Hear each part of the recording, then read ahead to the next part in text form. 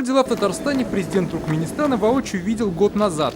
И сейчас гости ждал особый церемониал. Встречали не только девушки с чак-чаком и хлебом, но и почетный караул. Модуль поставил, и все, он уже как санитар. Видно, я же профессионал. В аэропорту Рустам Минниханов показал Гурбангулы Бердымухамедову, в чем Татарстан и Туркменистан могут расширить сотрудничество. Это линейка продукции машиностроения.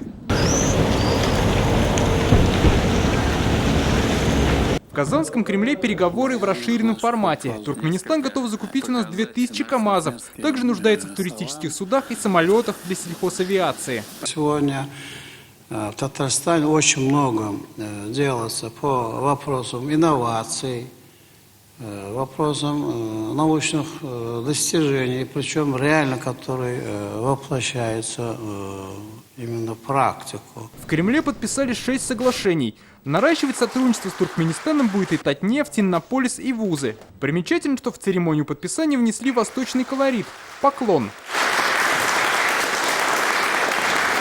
Рустам Минниханов предложил открыть в Казани консульство Туркменистана. Гурбангулы Бердымухамедов инициативу одобрил и предложил сделать авиарейсы между Казанью и Ашхабадом 3 раза в неделю.